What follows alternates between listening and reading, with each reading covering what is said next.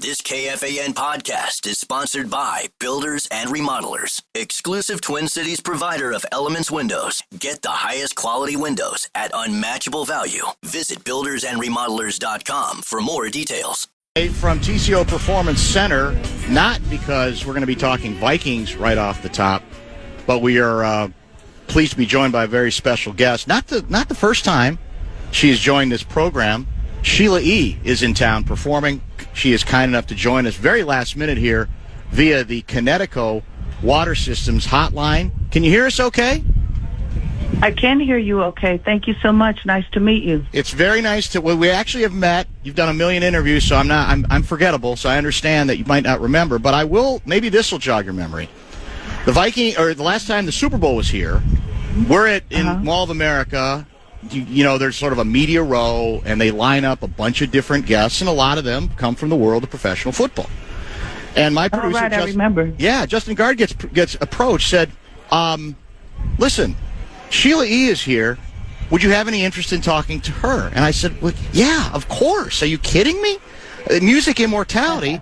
And I will honestly tell you, I'm not just sucking up to you, probably the best interview we had for Media Row that week was not anybody related to football. It was you. It was a great conversation. So we're glad we have a chance to catch up once again many years later. Thank you so much. That's very kind of you. Thank you. Well, it's good to hear your voice, as always. And, you know, you've traveled all over the place over the course of your career.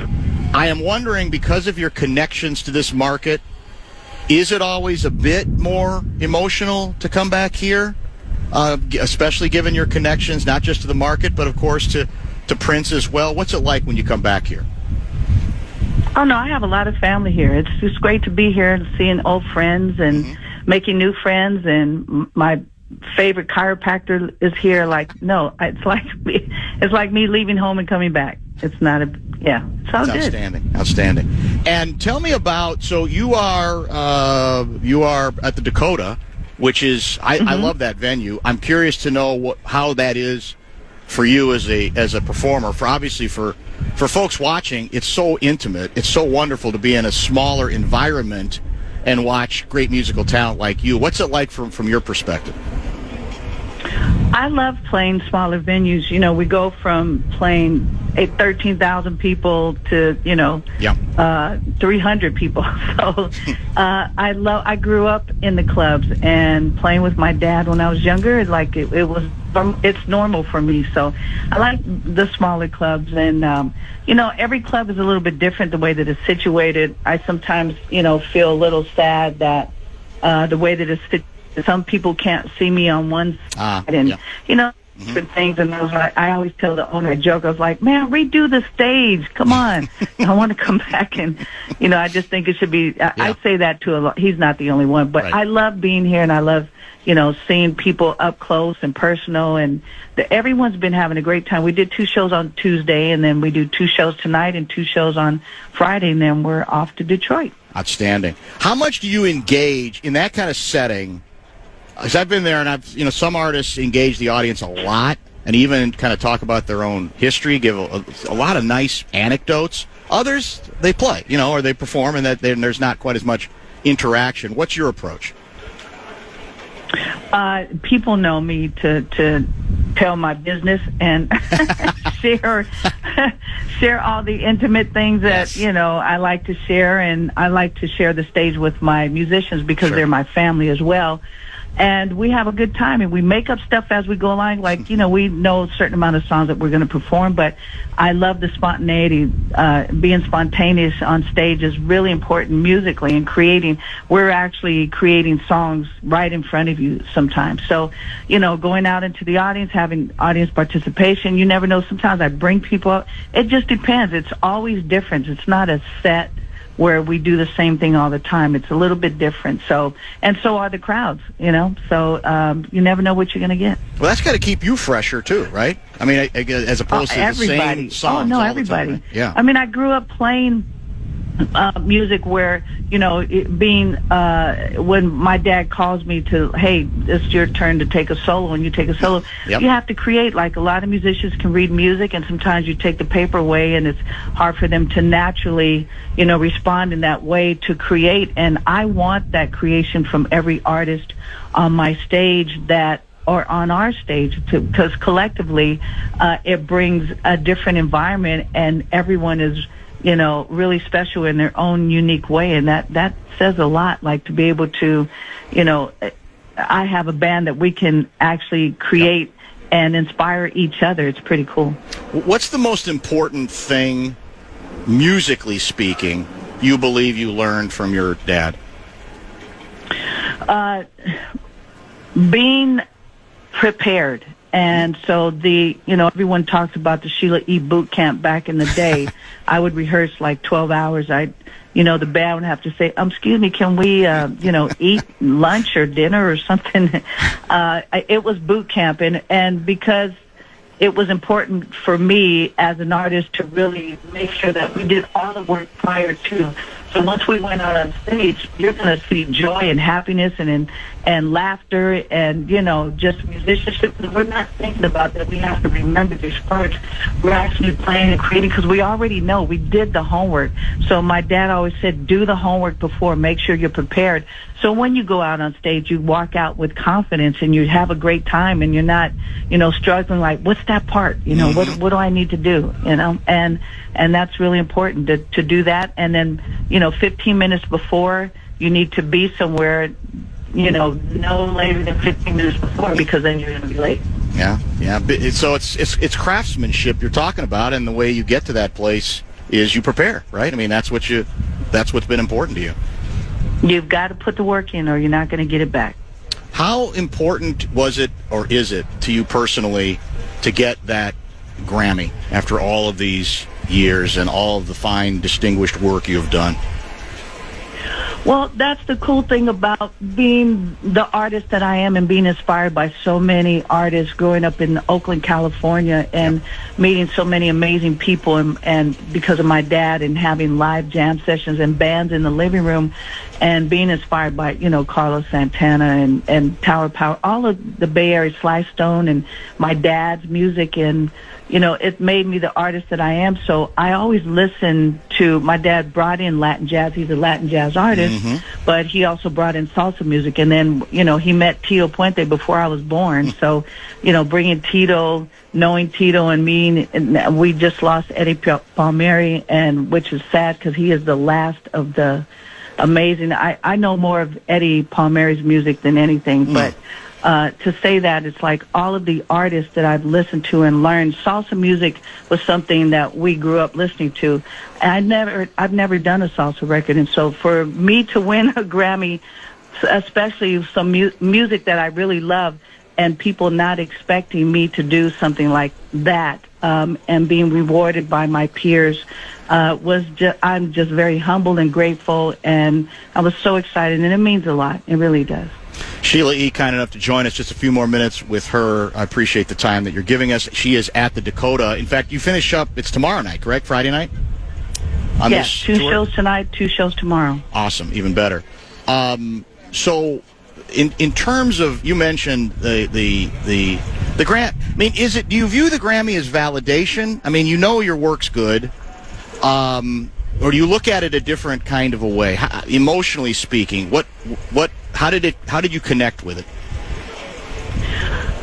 Well, I don't write music and play music for the accolades like that and rewards and things like that. Those are special things and achievements that people honor us with, and we are grateful because a lot of times you don't expect it. And, it's winning the Grammy, like not even thinking about it, but once I was nominated, then I went, wait a minute.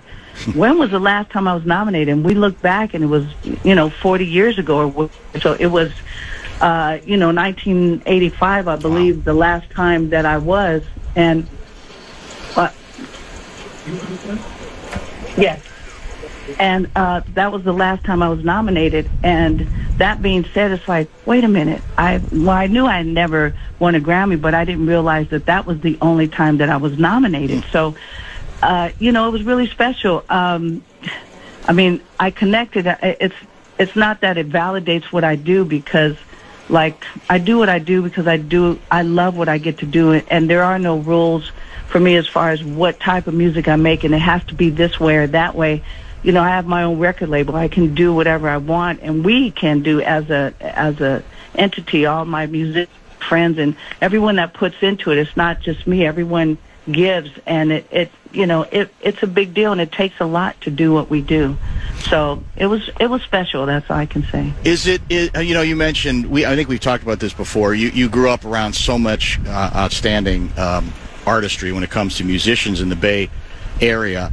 Do you remember? Do you have any recollections of any time around Sly? Well, yeah, we used to. My brothers and I used to catch the bus to. Early on, when we were in junior high school, we would catch the bus in a different area in Oakland, almost Berkeley. We would hear that Sly's going to rehearse at specific places, and I don't even know how we found out, but we did, and we would catch the bus, and we would sit outside where you could actually hear them playing, and we would sit on the corner of the block across the street from this liquor store, where we would go and buy a 7-Up and Twinkies and sit on the curb of the corner listening to Sly Stone rehearse. Like, it was everything. It was a big deal. So good. Well, again, I mean, for those of us old enough to know about his career, it just is an example of someone who grew up in music, though, just just soaking all of that up. I mean, obviously, all of that is what contributes to you ending up being who you are, right? Is being exposed to 100%. All of that remarkable music. 100%. There's so many musicians, bands, artists in the Bay Area. While I was growing up, it was, I believe, the best time to be born, with all of the music and the things that were happening in the Bay Area. And then, later on, then you end up meeting these people, and then you're sitting in, and now you're hanging out, and then you're just going, oh, my God, this is like crazy, meeting all these people, and then being friends and, admiring from afar, and then all of a sudden you're sitting in and playing with them. It's crazy. Last item for you. Biggest difference in the business over the course of the decades you've been in this business, from the start, what you remember at the start, to what the music business has become today? Oh, it's non-existing now. The business is horrible. It needs to be redone. It's broken. The system is broken. Long story short, even with record companies, the deals that they had always offered were not great. It's not for the artist, which is why, the record companies are failing, a lot of them, and a lot of artists are starting their own record companies because it's not fair. And then the other huge thing is the streaming. The streaming is horrible. Streaming has taken away our music. They never came to us as companies, to artists, to say, let's make a deal. Let's make a deal and see what we can do here. Paying us a half of a cent for each stream doesn't even calculate as real money. So, everybody knows the numbers now. They're starting to realize it. I mean, the money that we put in, I spend $250,000 for a record, and for one stream, I can't even get a penny. Like, that, it doesn't calculate to be fair. And people think that they're doing us a favor. Oh, I'm streaming your songs. And I'm like, yeah, you just stole it. They don't know, but we're always need to do at every show is educate people, to let them know. And so the only way for us to make money is, our merchandise and being out on tour, because we can't make money, the other way. I wish we had more time, because I know you had strong feelings about that. And frankly, I guess I'm almost surprised that more you're not the only musician who talks about it, but I don't hear it as often as I thought I would. I don't know if it's people just have given up.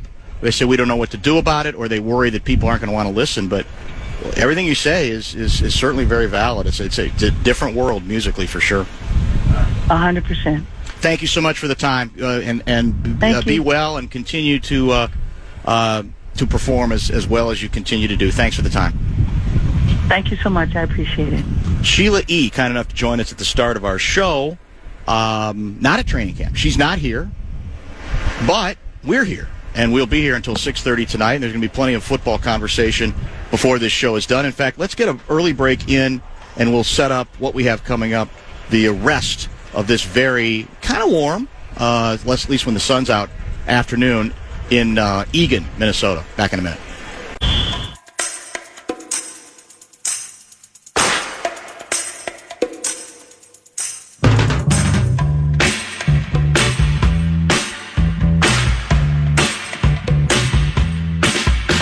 If you want to chime into what's happening with your favorite KFAN shows, you can make your voice heard on the Bradshaw and Bryant KFAN text line. So let us know what you have to say by texting your message to 64686. That is 64686. Standard text message and data rates apply.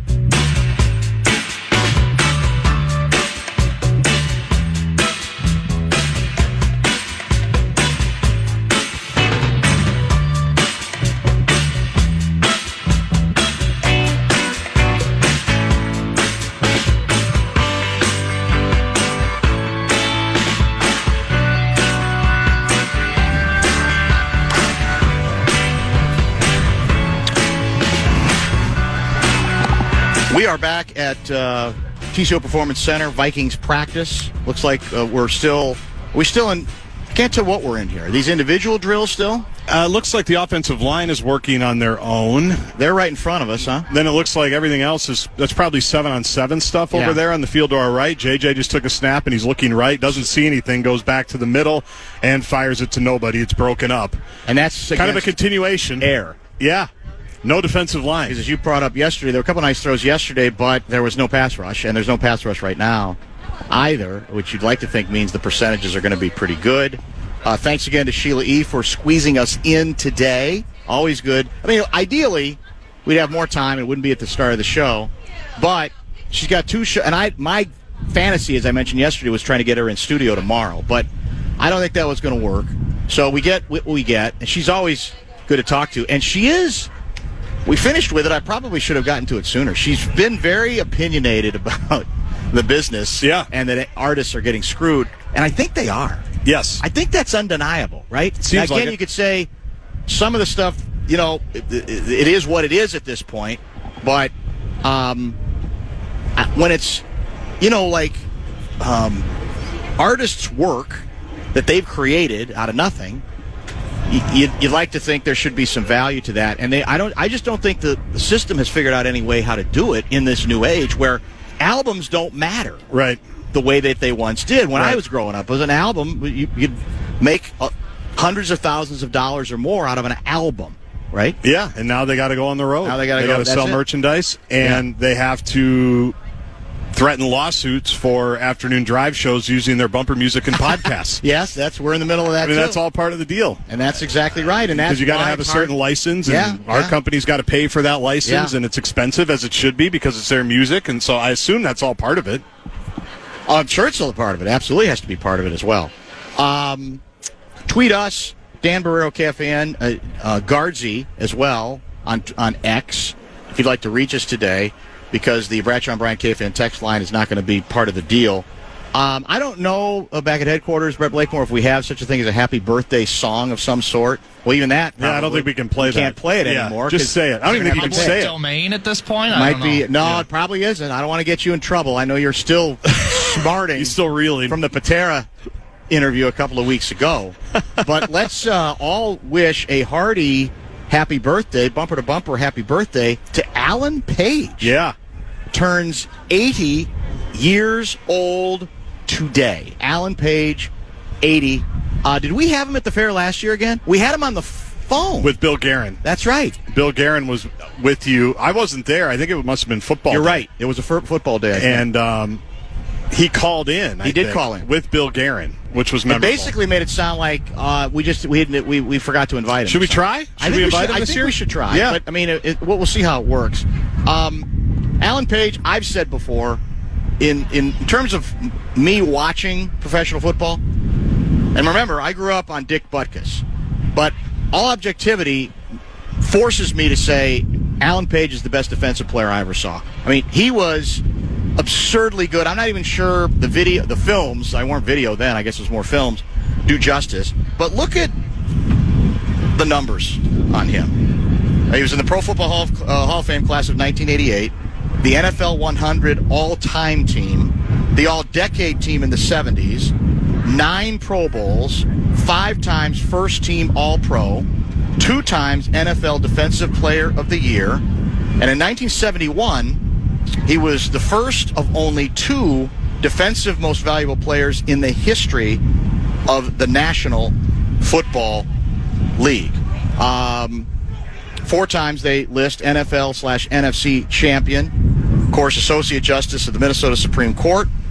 Was awarded with the Presidential Medal of Freedom. And there was I was reminded by an NFL historian named Kevin Gallagher, who's a really good follow if you care about via X. Kev G163 on X.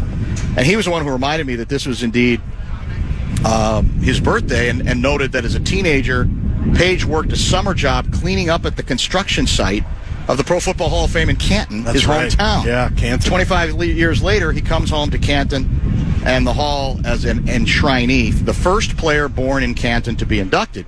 There's another video or film that he sent out where Page is sacking, I can't remember the name of the Lions quarterback, but he also there's like a blow to the head, and he gets called for roughing the passer.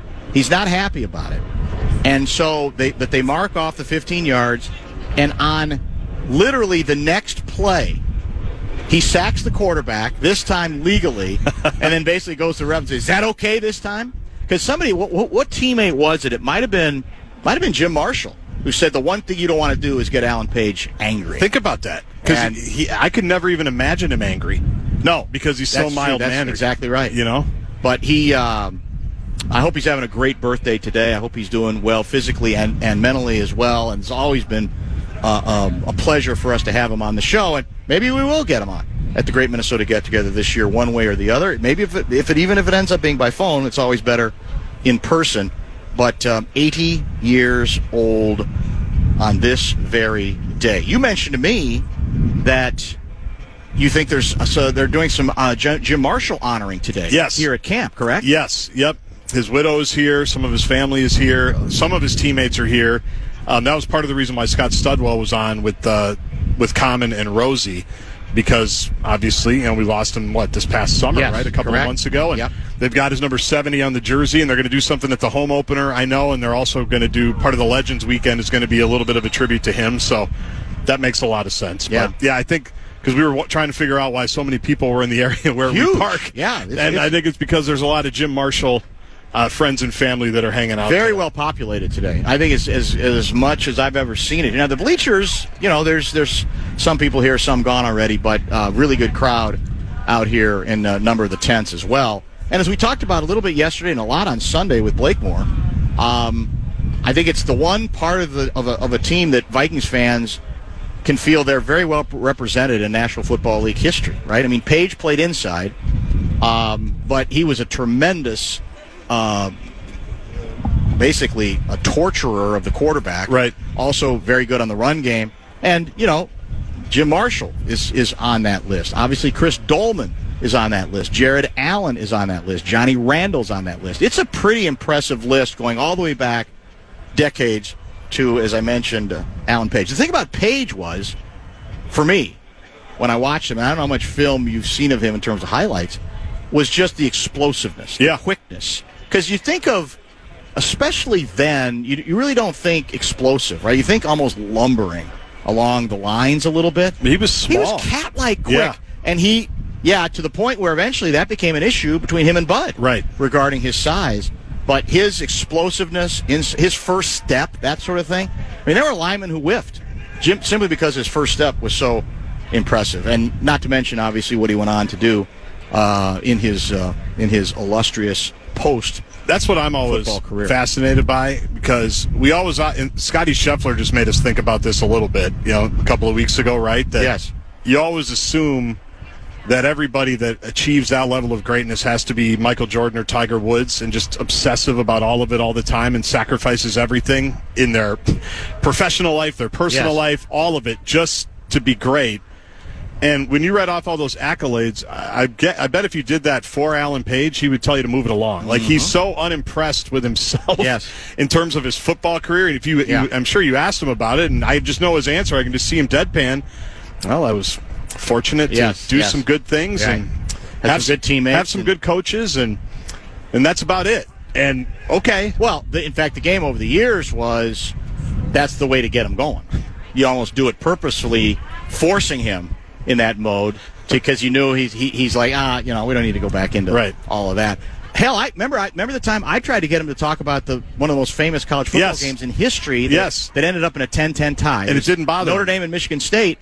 And it was still bothering me as a person who was watching that game that it bothered him. He clearly moved on. Well, that's obvious on the basis of what he moved on to.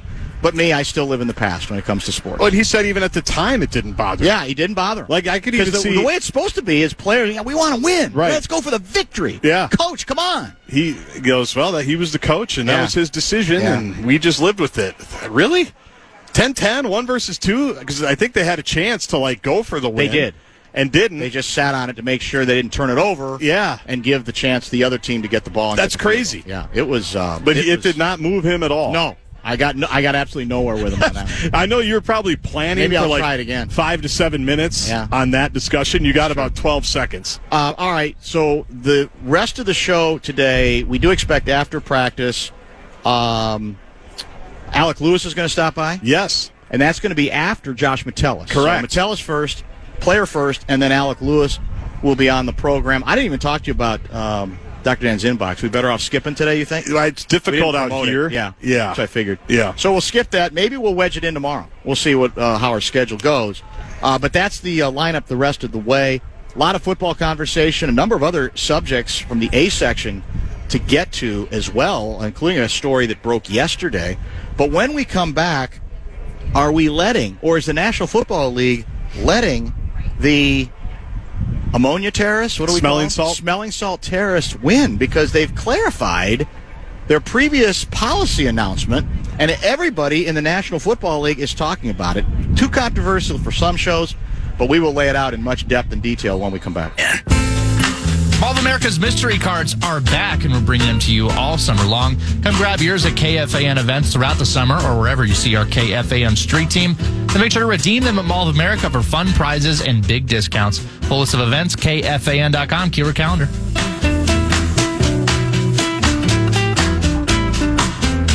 Is the National Football League letting the smelling salts terrorists win? That's the new question worthy of our examination today from Vikings training camp, where we will be joined by Josh Metellus later, Alec Lewis later as well. When we chatted with Seifert Tuesday, the announcement seemed to be no more, basically smelling salts were banned from National Football League sidelines. Well, now, as I understand it, the clarification is, no, we're not saying if you're a player you can't use them. We're just not going to provide them. You're going to have to get your own smelling salts sponsorship and figure out a way to get it done there. And I don't know if this is directly related. We can talk maybe to Alec Lewis about this, or even maybe to Metellus, whether this is directly related to what seemed at the time to be some pushback from players about the edict and whether this was their way out of the box. And it's tricky because it really is an interesting issue to me and complicated because the league, I think, wants to say with a straight face, look, one of our concerns with using these items isn't that they're effective, but that they can be too effective and might actually mask, wait for the word, concussions. Right. And we've been in the meat grinder for decades on concussions. Yep. We've deserved to be in the meat grinder for decades on concussions. So we're trying to say, we're in a sense saying we're trying to protect the player. My guess is players are saying, that sounds good, but that's a little disingenuous because you still want us out there playing, and if that can help us play, then some of us still feel like that's something we grew up with and that we want to get involved in it. So that's what makes this story, I think, a lot more interesting. Do we have any idea we've seen players use the highlights because it's for stories related to this. Right. But is it 20 players a team? Is it every player on a team? Do they all believe in smelling salts? Do we have any idea what the smelling salt analytics are? I bet Josh Metellus would. Yeah. He would be the guy to ask. I don't know.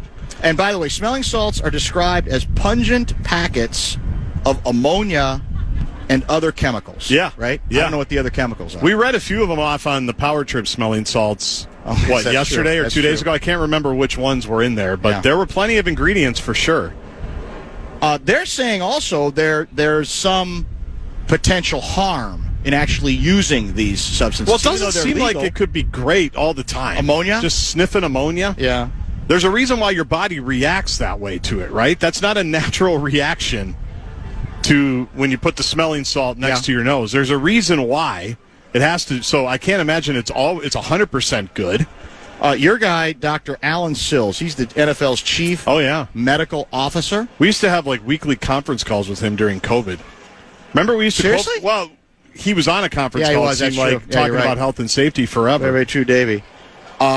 There's no evidence, he says, suggesting there's any benefit of inhaling any of these toxic substances. They point out, this is in a Wall Street Journal story, that smelling salts have long been popular in sports. They can leave athletes woozy after a knock to the head, such as football, boxing, rugby, and hockey.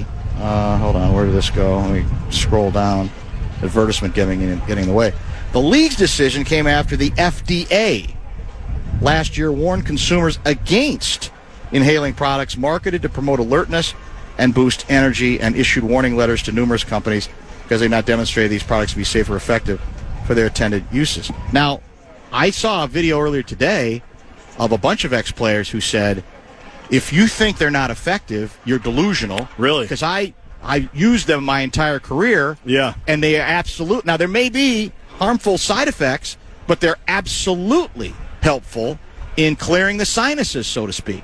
Now, again, do you want a player who's been hit in the head to clear his sinuses that way? That's a fair question. That's why I understand why the league might go down this road. But I'm sure players are saying, practically speaking, this is a violent game. And maybe it's not always to the head, actually. Maybe it's to some where it just wakes you up. And you want us out there playing, and we want to be out there playing. So you are kind of wanting to have it both ways. Especially if you're saying, well, I'm not saying you can't use them, because that's apparently the new clarification. Right. But it's going to be up to you to bring them in. Maybe they think that saves them legally in that sense. That's what it must be. That has to be it. The deal. But is the clarification indication that they must have been getting a lot of pushback from the players who said, we're not going to accept this? Well, George Kittle went on NFL Network and said, I'm considering retirement, which might have been a little hyperbolic or hysterical. But I've been distraught all day was his direct quote. And we've got to figure out a middle ground here. And this would be it. But this always felt like it was the middle ground, right? That we're not going to provide it. If you guys want to use it, because I think we even said that the day that because if you can't really ban a legal product that, even though the FDA has said, we're not going to do it. I know that, in terms of performance-enhancing stuff and other things do get banned. I get all of that, but this would have been a weird one to just out and out say you can't do it at all. This always felt like it was going to be the compromise, if it's even a compromise, is that guys are just going to have it in their locker, and if they want to use it, they can use it. And who knows, again, how prevalent this is, how many people actually do it, how often people do it. Sometimes people might just do it because they need to wake up a little bit, right? Yes, exactly. It's not because they got their bell exactly rung. Right. Or it's habit, or it's a good luck charm, or whatever it is. Who knows? Maybe I missed this yesterday, because this story indicates the day after the memo to teams went out, the NFLPA wrote in a memo of its own that they're not prohibited from using smelling salts, right, as long as they bring the substance themselves. I must have missed this yesterday.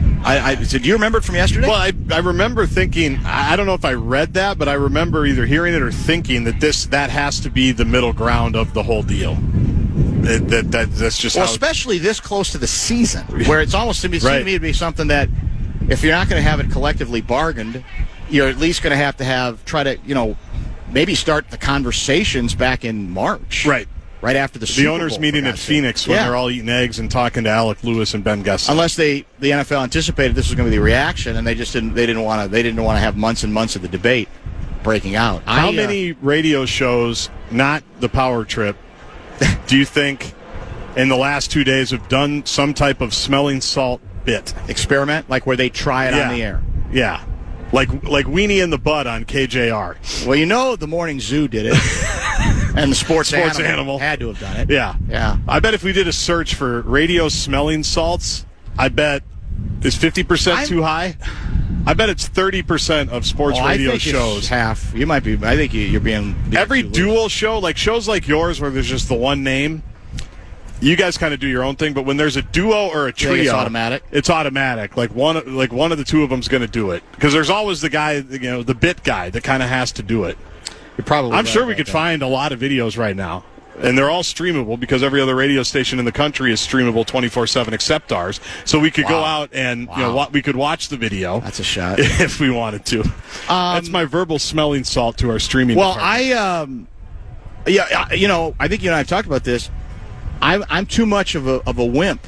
Yeah, I have no interest. Even if I thought it was a great bit and less predictable than it obviously was, I would not want any part of it. Because I'd be worried about how I would react to it. Yeah, I don't want to do it. I don't want to mess with it. I've got no interest. But is it? Maybe we're missing out. It's not just football, right? It's several other sports. Yeah. It's not just football. Well, just think of the intensity and the alertness that being a high-level athlete takes. It makes sense that a lot of different athletes will use it. Yeah, and I guess, have you ever smelled ammonia?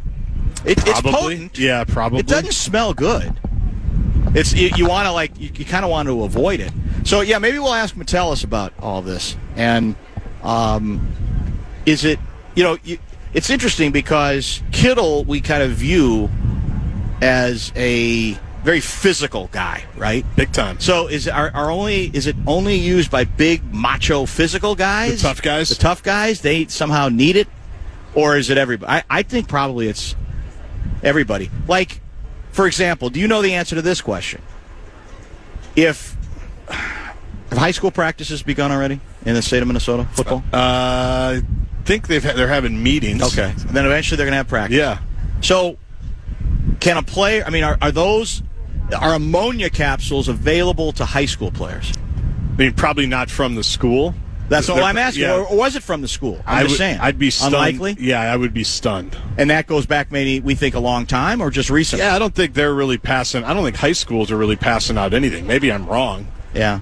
Where it's different. Like here, you could probably get any medication that you need. How expensive?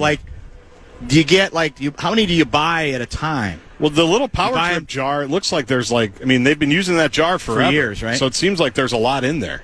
So you get good bang for your buck, is what you're saying? Must. Not that expensive? Yeah, you must. Yeah. I wonder if colleges do it. We'll see. I'm sure they do. We'll see what. Although maybe they're going to go, maybe they've already gone away from it. Maybe the NFL's just getting caught up with college football. I don't know.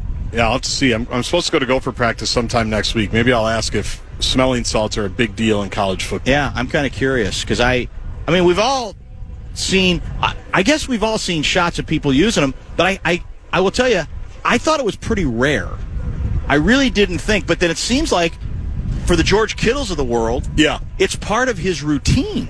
Yes. It has nothing to do with getting his bell rung. Right. It's just part of what gets him going. Yeah, I think there's a lot of guys like that. Has Lieber talked about it, or has he been on vacation? The one tweet Lieber sent out that I saw was he basically said he compared it to the Toradol controversy. Remember where players were getting Toradol shots to make themselves feel good? And and you basically had to sign a waiver if you were a player that they weren't going to ban it, but you had to sign a waiver, essentially alleviating all the legal problems from the NFL if something goes bad. Right. He made that comparison. It was like, just if players want to use it, have them sign a waiver just like we did with Toradol, and then we move on with the rest of our lives if you're that concerned about it. Is just have the players sign a waiver, the ones that want to use it, and because apparently they had to do that when the whole Toradol thing was going down. Interesting. Yeah, I forgot about that story. Yeah, so that's the only. I'm sure he's probably talked more about it. I haven't listened much to the fan this week. I'll podcast all of it later on the iHeartRadio app, but that was the one tweet I saw. It sounds like I think it's something that phony coaches could do to try to make themselves seem tough. I can imagine like Les Steckel. For sure. Back in the day. I'm going to show you Mike Vrabel. Tough Mike Vrabel now, exactly. Yeah. Just start snorting it, doesn't need it just because it makes him feel like he's tough guy. He's macho guy. Well, it's definitely a football guy thing. Yeah. Even if other sports use it, it's definitely a football thing. Hockey players use it. You see hockey players do it on the bench every once in a while. So it is a tough guy sport type of thing. So, but yeah, and like I said, I'm not looking down on it though for players if they've used them for years, because I'm the last person who's going to mock them for whatever they felt like they needed to do to cope to get in the ring in the ultimate game of brutality, right? Because again, no matter how much we try to dress it up, no matter how much we try to look the other way, it's still a basically brutal game, is it not? Has that changed? Even in it's maybe it's 2025. safer. Even in 2025, yes. It's still. They're still not going to allow it to become flag football, I don't think. Nope. I don't think it would be anywhere near as popular as flag football, would it? I'm trying to figure out. It looks like we're about to enter. This is like it looks like a break. Everybody's getting their water. The water people have to just sprint out with these huge tubs and jugs and carts of water, and probably smelling salts. There's Sheldon Burns. You could ask him. He's right there. He's probably got like a pot, like 8 of them in his back pocket. Yeah. If you said, "What do you know about smelling salts?" He'd say, "Do you need one?" Then he'd bring out his little Ziploc probably. I'm just waiting to see what we're going to do here. Are all smelling salts alike? No, I'm sure there's different varieties. And is there different levels? Probably. How intense they are? Yeah. And what are the other chemicals in there? I can't remember what I read. Brett, if you can grab the smelling salts that are on top of the TV console. Is he going to try one? Blakemore is? I bet you've tried one, haven't you, on the morning show? Have you done that? Have you experimented, Blakemore? Maybe once. It's not my thing, though. That's a hockey thing. Yeah. I mean, Chris does it all the time. So does Parrish. But what do the chemicals say on that bottle that are right next, or that jar that are right next to it? Beyond ammonia? All right, hang on. It's a really small font. I could barely read it. Yeah, so here we get your readers. I do have that problem. So thankfully, I don't need my readers quite yet. But here's what it says. It says, warning. This smelling salt, I don't know what that word is, releases ammonia gas. Keep away from children. Keep away out of eyes. Do not ingest. If accidentally ingested, call poison control. Yeah, not good to ingest. There's an ingredient list. It's a little smaller. There's you might ingredients. Not be able to see it. Ingredients: alcohol, FD8C red dye 400, lavender oil, lemon oil, nutmeg oil, purified water or something. That doesn't sound so bad. 15% ammonia. So the ammonia, there's nothing else in there that sounds that toxic. It's just the ammonia, It's the ammonia. And then it's the magical oils. Magical oils, but it must be the mixture that gives it the kick. Well, the ammonia gives it the kick. The mixture is probably just for like smell or fragrance or like a candle. Oh, that would be my guess. Okay, that would be my guess. Otherwise, I don't know why you would throw it in. Yeah, I'm very confused by the whole deal. Well, yeah, maybe we will talk to. We expect Josh Metellus after practice. Are we winding down already? Do you think? I don't know. I mean, they're definitely doing group stuff now. This looks like more of a 7-on-7. Is this kind of a walkthrough, or are they actually going? So, are we afraid to put the defensive lineman up front anymore? Have we just stopped? Have we just ceased from doing that? No, they take away the pressure. It's the physicality part of it that they have to go easy on. Okay, that's the new NFL. And I don't know when they last did full on 11 on 11. Well, no, but I haven't seen today so far. I have not seen the quarterback face pressure. It's been like he's thrown with no pass rush. I mean, Alec might know, but usually... Are we afraid? That means they're walking through stuff and installing stuff. Have we clarified whether we're going to be out here a couple days next week or not? Has that been still to be discussed? It's been discussed. There's still some mixed reviews on what time the practices are actually going to be. We're not exactly sure yet. So to be determined. Any chance we can get Belichick on? Oh, wait. He's gone. He's in North Carolina. He's about to run fall. He's running fall camp in Chapel Hill. I haven't heard any controversies lately. It's been kind of quiet on this front. Ball. Is that why it's just back to ball? Yeah, it's just back to ball for Belly. Yeah. The way he likes your Gophers, you got to go see them pretty soon, don't you? Yeah. There was a practice open to the media on Tuesday. I wasn't able to go, and so I will be there. You mean most practices are not open to the media? They're not. Why not? Mace always had his open. Did he? I don't know. I doubt it. Are you nuts? Yeah. I thought he did. Very few college coaches do. They just occasionally... Because they don't have to. Yeah. They occasionally open up one... Yep. One or two. And then they're very careful what they show. Is that the kind of deal? Very much so. They're all afraid of what they might... Yep, very much so. All right. And so I think I'll be out there on Tuesday. And I'll get to the bottom of the smelling salt thing in college football. Yeah, I want to know. I'm kind of fascinated by this whole deal, but I don't... I am curious to even find out, like I said, how high schools handle this sort of thing. Because bells get rung in high school. I assume, again, they've tightened up concussion protocols. Yes. But I'd be shocked if there weren't little tricks. They go, yeah, with wink and a nod. Yeah, go ahead. Go ahead, little Johnny. Little ammonia hit. Go ahead. I never knew it was such a thing to pop you back from a concussion. I always just assumed it was like the reason hockey does it, just to wake himself up and to just be more present and just be alert. Has PA ever tried it? He doesn't need them. I was going to that. Well, that's my point. Yeah, no, he doesn't need What would PA be like, knowing what he is now, after a quick smelling salt hit? I can't even imagine. There would be no sides left because they would all be tickled. There would be no sides left. They would all be worn down. His own sides, or everybody's tickling sides. other people's sides? Anybody. Yeah. Anybody within a stone's throw. Yeah, of you're him. probably right. That's a good reason right there to keep it away from him. Yeah, he doesn't need smelling salts. All right, the plan, like I said, no inbox today. We might move Dr. Dan's inbox to tomorrow's program. We do have some A-section stuff to get to. Breaking news involving your gal, Mary Moriarty. That broke, was it last night? After the show, yeah. That was the afternoon news dump in which she says, I'm not running for re-election. And she's got another 17 months, doesn't she? I think that's right, yeah. So there's a lot to get into regarding that particular story and her bizarre bewilderment about why, anyone would actually pay attention to individual cases. Sometimes I think she's a made-up individual. How preposterous is it to what's about the overall philosophy? Well, how eventually you evaluate that philosophy often has to do with individual examples. This isn't that difficult. And I'll say again, short version now, if they're honest, and not all of them are, there are a bunch of Democrats that have been queasy with her administration. Even if they thought in theory this is what they wanted, it's not what they expected, or now they view it differently than they did at the time. There's no vast right-wing conspiracy related to this particular story. Look inward. And again, if Democrats are honest, a lot of them don't want to talk about it. Some do. But believe me, a bunch of them are breathing a sigh of relief with this announcement. Now, again, who's going to fill the vacuum? That's the interesting question, which we may get to later as well. Top of the hour break.